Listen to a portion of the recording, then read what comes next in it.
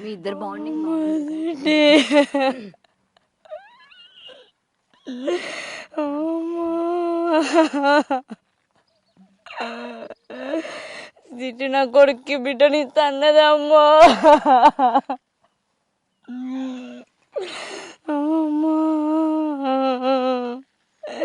సిట్టి నీ కోడలు ఇంటికాడ బెంగడిల్తుంది సిట్టి. రా సిట్టి, ఊక నీ రూమ్లో పోయి వెళ్తుంది సిట్టి నిన్ను.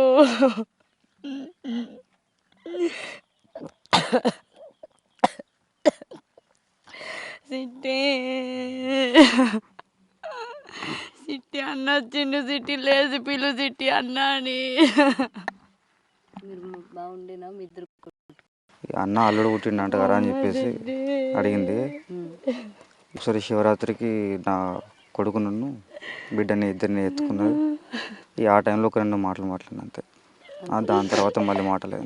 నేను ఇంటికి వచ్చిన అయిపో సిట్టి, నువ్వు బతికేదానివి. చివరిసారి కూడా మీకు వీడియో కాల్ మాట్లాడింది. చెప్తా అని చెప్పేసి అన్నదంట అంతే. అన్నకి చెప్తా రమ్మని చెప్పు ఇక్కడ అనేసరికి నేను కూడా ఇంటికి వచ్చిన తర్వాత సీమంతం చేసేటప్పుడు ఒకసారి మాట్లాడితే అయిపోతుంది, అప్పుడే చూసుకుందాం అని చెప్పేసి అన్నట్టుండే. తనకు కూడా ఇప్పుడు ఎట్లా వీడియోస్ అవసరం ఉంటాయి కదా అని చెప్పేసి ఆ టైంలో మరి చేసి తను కూడా వీడియోస్ తీసి పెట్టుకుంటే తనకు కూడా హెల్ప్ఫుల్ అవుతుందని చెప్పేసి నేను అనుకున్నా. ఈ మధ్యలో ఇలా అందరికి ఇట్లా వేస్తారని చెప్పేసి నేను అసలు అనుకోలేదు. మీరు మీ బావ గురించి మీరు అంటే బయట అంటే చూడడం కానీ తను ఎలాంటి వాడు ఏంటని తెలుసుకోవడం కానీ మీరు ఏం చేయలేదా కనీసం? నేను స్టార్టింగ్లో అతని గురించి నాకు డౌట్ కొట్టింది. వాళ్ళ మొఖాలు చూసినప్పుడే రౌడీలా కొట్టినవి చాలా. అంటే వాళ్ళు అమాయకంగా పెట్టినా కానీ వాళ్ళ మొఖాలు చూస్తే మనకి ఏర్పడుతుంది ఆల్రెడీ. వాళ్ళ అమ్మ మాటలు చూస్తే వాళ్ళ మాటలు చూస్తే చాలా నాకు ముందే అర్థమైపోయింది వాళ్ళకి ఇవ్వద్దని చెప్పేసి అర్థమైపోయింది. కానీ నేను లేని టైం చూసి వాళ్ళందరూ ట్రాప్ చేసి మా తమ్ముళ్ళు లేని టైం చూసి మా నాన్న అమాయకులు అని చెప్పేసి, మా చెల్లి కూడా చాలా అమాయకురాలు కాబట్టి చచ్చిపోతా అని చెప్పేసి విషం తాగి అద్దాగి ఇద్దాగి అట్లా వేసి ఇట్లా వేసి వాళ్ళ వడగొట్టుకొని ఆఖరికి వస్తే ఒప్పించుకొని మరి పెళ్లి చేసుకున్నాడు. మీకు ఇష్టం లేదు?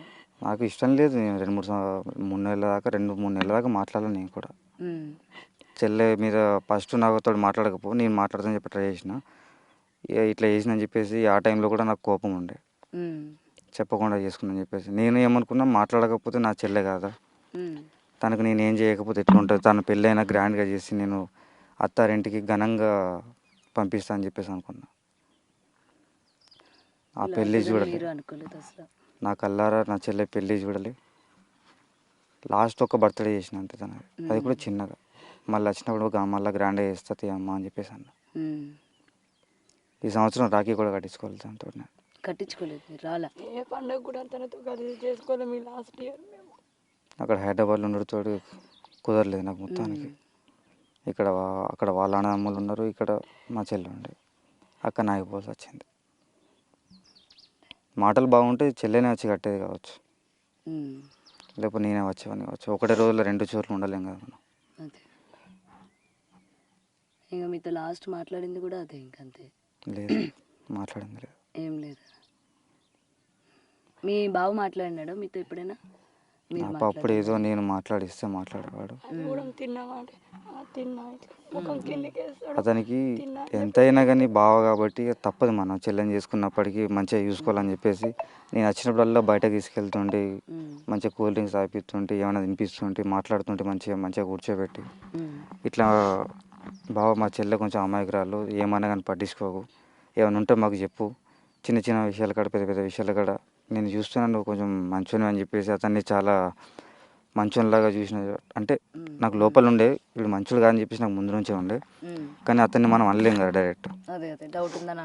మంచిగా చూసుకో బావ అని చెప్పేసి, నువ్వు మంచిగా ఉండాలి, మా చెల్లె మంచిగా ఉండాలి, ఇంకా మీకు ఏం అవసరం ఉన్నా మమ్మల్ని అడగండి, అంతేగాని మీరు ఎటువంటి నిర్ణయాలు తీసుకోకూడదు, ఎటువంటి చిన్న చిన్న గొడవలు కూడా పెట్టుకోకండి, మీకు ఏం బాధ అనిపించినా నాతో చెప్పండి చెప్పేసి వచ్చినప్పుడల్లా చెప్పేది నా అతనికి. అప్పుడప్పుడు కూడా అతనికి ఫోన్ చేసి కూడా మంచిగా మాట్లాడుతుంటే, మంచిగా మాట్లాడి బావ మంచిగా ఉన్నారా, మరి తిన్నారా, ఎలా ఉన్నారు. గొడవలు అవుతున్నట్టు కూడా ఏం తెలియదు అయితే? ఎందుకంటే మీ అమ్మగారు చెప్పడం జరిగింది, అత్తవారింటికి వెళ్ళినప్పుడు కూడా తన్ని కారం వేయడం కొట్టడం ఏం చెప్పలే. నా చెల్లె విషయంలో దాని పెళ్ళి అయినప్పటి నుంచి చచ్చిపోయే వరకు నాకు ఏది కూడా క్లారిటీగా తెలియదు. ఒక్క విషయం కూడా మా ఇంట్లో వాళ్ళు కానీ మా చెల్లె కానీ బయట వాళ్ళు కానీ ఎవరు చెప్పలేరు నాకు మొత్తానికి. ఉమ్. మరి ఎందుకు దాచిపెట్టిరో ఎందుకు నాకు కూడా తెలియదు కానీ బహుశా మీకు నచ్చదని చెప్పి ఎందుకులే మళ్ళీ ఇలా జరుగుతున్నాయి మీరు బాధపడతారని ఏమైనా చెప్పలేదంటే నేను బాధపడతానో లేకపోతే జరగనివ్వనని చెప్పేసి మరి ఇక అలా కావచ్చు అని వీనికి బంగారు చైన్ చేపిస్తే మా చెల్లె కూడా ఇక ఖాళీగా ఉండొద్దని చెప్పేసి అప్పు తీసుకొచ్చి మరి చేయించినాం, సంఘాలలో తీసుకొచ్చి చేయించినాం. వీళ్ళ అమ్మ దేక్తలేదు, అరే మమ్మల్ని బావ మమ్మల్ని మా అమ్మ దేక్తలేదు, తిడుతుంది, బెదిరిస్తుంది, నాకు ఆస్తి ఇవ్వ అంటుంది, ఉన్న ఒక చిన్న ఇల్లు కూడా ఇవ్వ అని చెప్పేసి అంటుంది. నా అన్నదమ్ములు ఇద్దరికి సపరేట్ ఇల్లు కట్టించి ఇచ్చింది, నాకు మాత్రం ఇవ్వలేదు బావ అని చెప్పేసి అంటే మా అమ్మతో మాట్లాడి చేసి మరి ఎట్లా అంటమ్మా మరి అక్కడ ఉంటారా ఇక్కడ ఉంటారా పోరి మరి పంచాయతీ అంటే పెట్టు. నేను చెప్పిన మళ్ళీ పంచాయతీ పెట్టండి ఒకసారి ఎందుకన్నా మంచిది, కులంతో మాట్లాడకుండా చేయకుండా పెళ్లి చేశారు కదా, రేపు పొద్దున ఏం జరిగినా కానీ వాళ్ళు ఏం పట్టించుకోరు చేయరు, ఇటువంటి జరుగుతాయి అమ్మా అని చెప్పేసి నేను ముందే చెప్పిన. కూడా చచ్చిపోవచ్చు సంపాదించుకోవడం అని చెప్పేసి నేను ముందే చెప్పిన. ఇటువంటివి ఉన్నాయని చెప్పేసి చెప్పాము కూడా వీళ్ళు నాకు చెప్పకుండా చేయకుండా పట్టించుకోకుండా ఇవన్నీ చేసి అక్కడికి వచ్చి ఇక్కడికి వచ్చారు.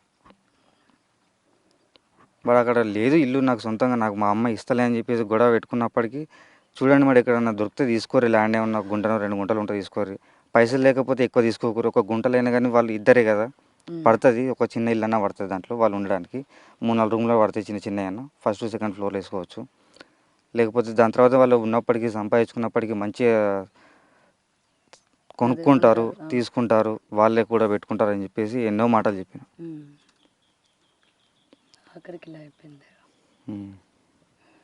నాకు ఏడవడానికి కూడా వస్తలేదు అసలు మొత్తానికి. దాన్ని చనిపోయిందని చెప్పేసి అంటే ఇది ఎవరిదో కూడా నాకు అర్థమవుతలేదు. తన లోపల ఉందా ఏంటిది అసలు అంతే ఏంటిది ఎందుకు వస్తున్నామో ఇంట్లో ఎందుకు ఏడుస్తారు ఎందుకు వస్తారు ఏం అర్థం కావట్లేదు. అసలు తను చనిపోయిందన్న ఊహనే లేదు. కొంతమంది చనిపోతే ఆ రూమ్లోకి వెళ్ళడానికి భయం అవుతుంది, కానీ ఆ రూమ్లోనే పడుకోవాలని అక్కడనే ఉంటున్నాం మేము. అట్లా ఉంది. అసలు తను చనిపోయిందన్న ఊహ మొత్తానికి రావట్లేదు మాకు.